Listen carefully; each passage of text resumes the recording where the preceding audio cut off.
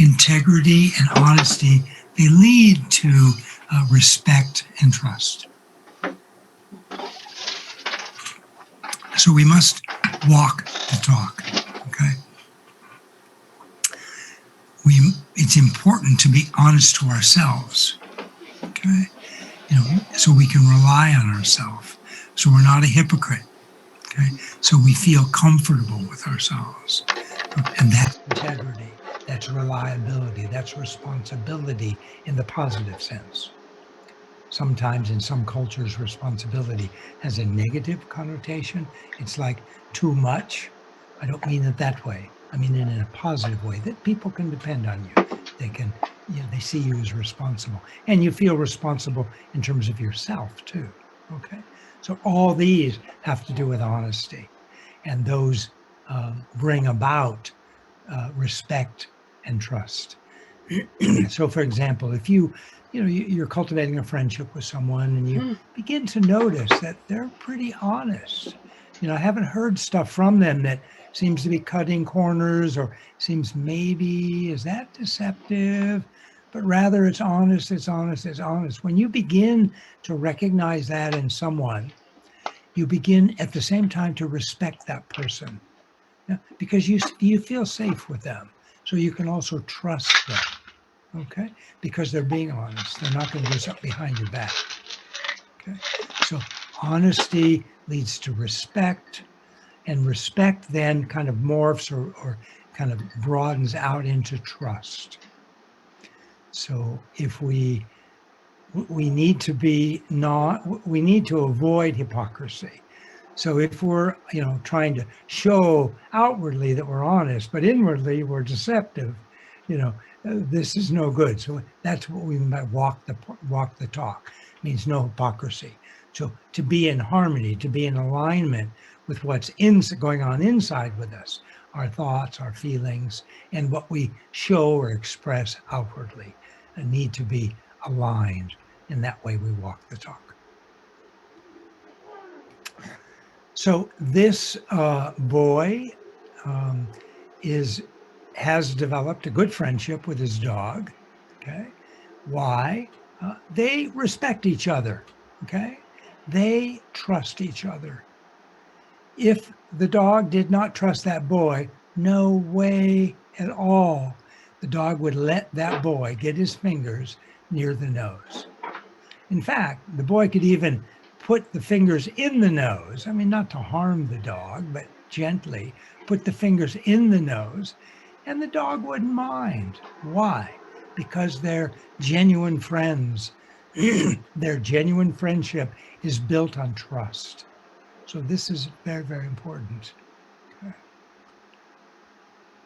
For all kinds of relationships to build trust. Relationships with people at home, people at work, people in our neighborhood, people that we meet here and there, we develop a relationship with. Any kind of a relationship, we want to have trust as the foundation. And if trust isn't there, if respect is not there, because honesty is not there, then we're not going to develop that trust. So honesty has to be there, not deceiving the other person. Now, what I'd like to do with you now, okay, good. So emotional hygiene, healthy self-confidence, resilience, integrity, honesty, these are all mental states. These are all cultivated by the mind. So this is Buddhist science of the mind, or we could call it Buddhist psychology.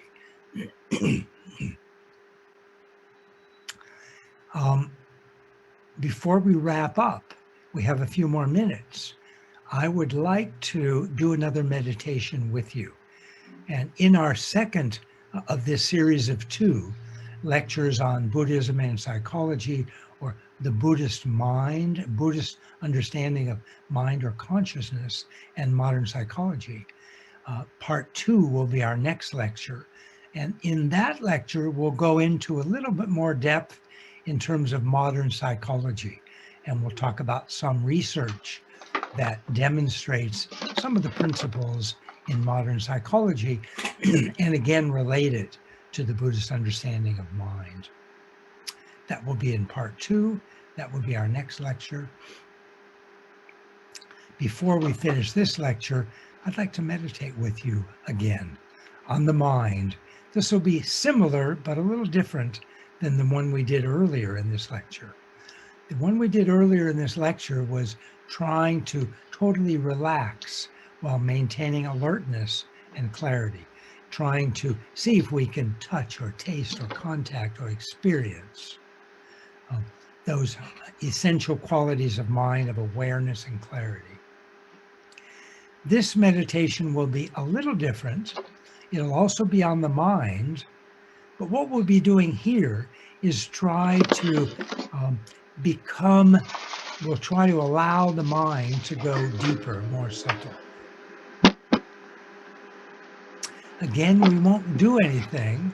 So like the first meditation, we'll just try to be in that being mode rather than do in that doing mode. Okay, so we don't want to do anything.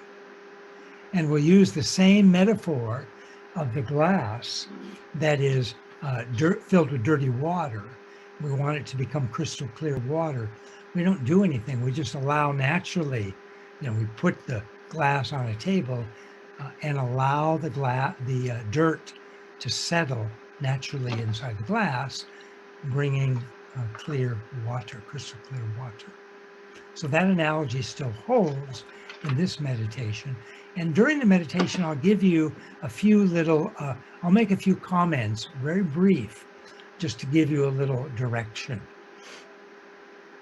And I'll also start you out with a few comments that will kind of give you a little direction. Though we're not doing anything, so we're not going anywhere, okay? So it's just being, but it will kind of put you in the right space or frame of mind if you will allow my, my pun.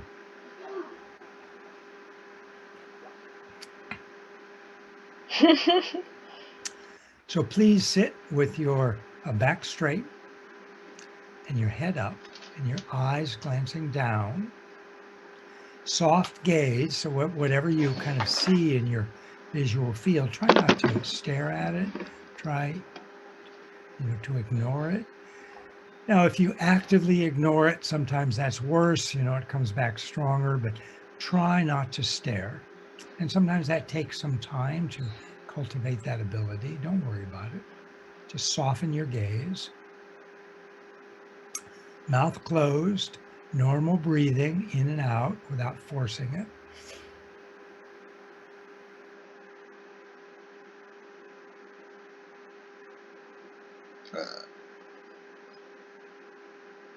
Try to be in the present moment. Relax into the present moment. So if you notice you're following a thought or a feeling from the past or expectation or planning for the future, just drop it. Come back to the present. Your hands, if you like, can just comfortably sit in your lap, or you can do them like this, like we did before. Left hand with a palm up, right hand on top with a palm up, and the two thumbs making a triangle. And you relax it into your lap, drop your shoulders, or put your hands on your knees if you're comfortable that way.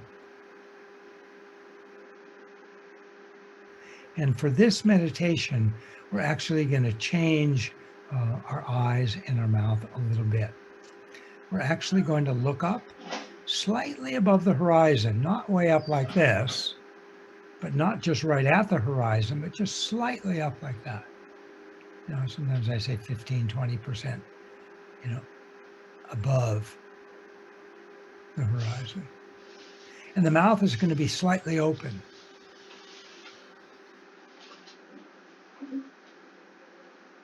Not wide open, like that, just slightly open like this. And for this, it's actually more convenient. Put your hands on your knees.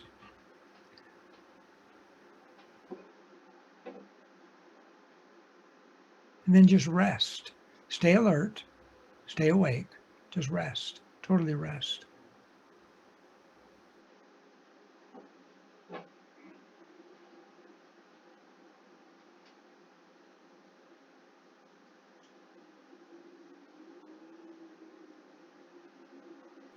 If you get stuck in a thought or a sound or a feeling or something you're seeing, drop it, come back to the present moment, relax.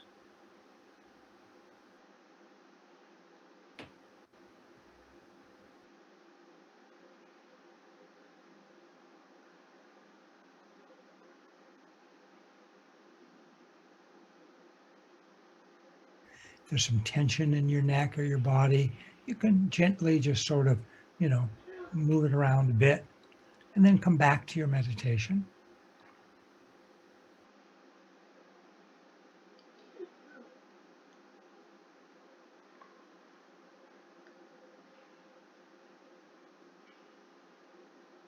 Try not to stick on anything. Whatever you might see or hear, tactile, feel, think, any thoughts, any feelings, emotions, just let them go. Please don't stick on them. Don't follow them.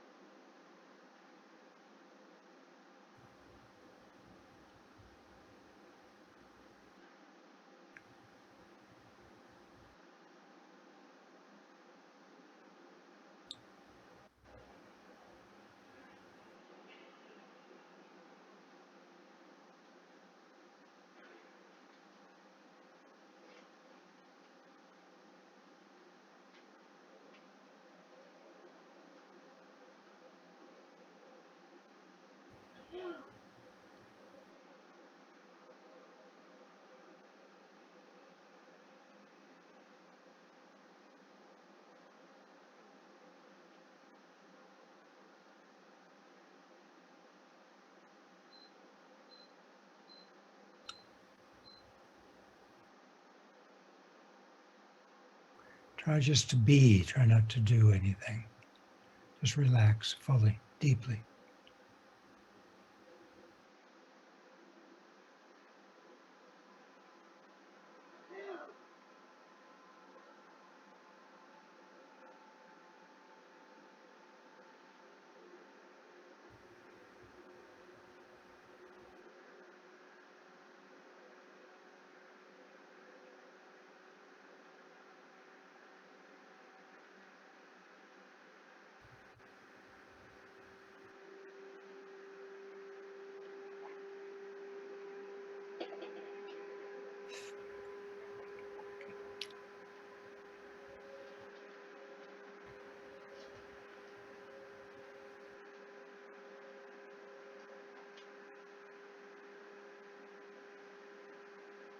If you experience a little spaciousness, remember it's not just in front of you.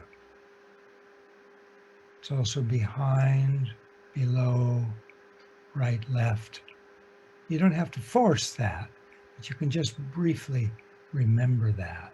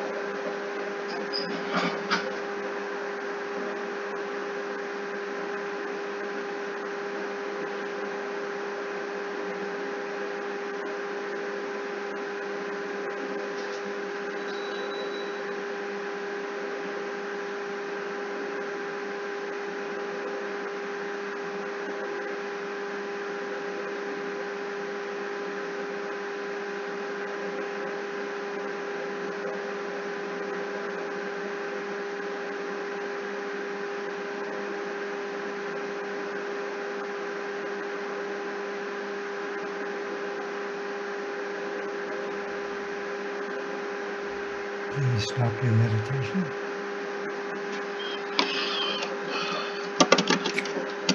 So today in this lecture, we have looked more deeply into the Buddhist understanding of mind, some of the emotions and attitudes that can get us in trouble, and how we can recognize them through mindfulness, how we can transform them through methods that don't suppress, but change them into their positive opposites. We've talked a bit about healthy self-confidence, resilience, integrity, and honesty. And we've talked more about emotional hygiene. And we began the lecture by, again, going over some of the charts and some of the constellation diagrams to give you a deeper, more full explanation of what mind is from the perspective of Buddhist psychology.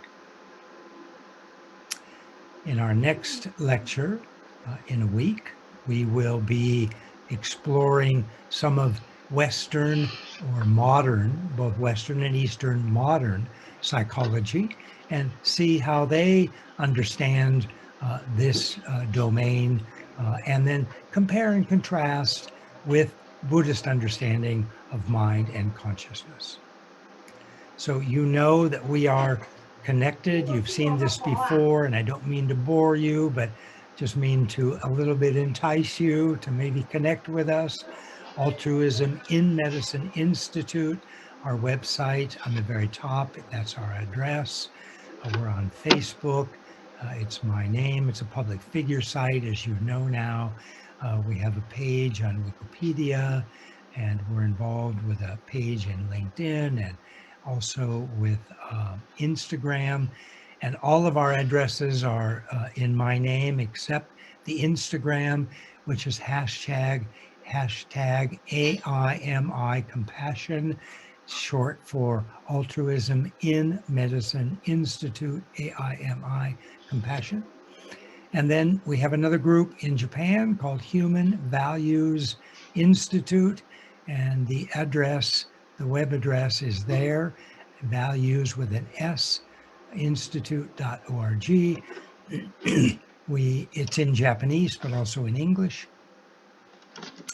And so I'd like to thank you, and we will see you again in a week when we will finish this series of 2 lectures on the Buddhist understanding of mind and its functions, and the modern psychology explanation of mind or consciousness. Please be well, be safe, and we will see you again soon in 1 week. Thank you.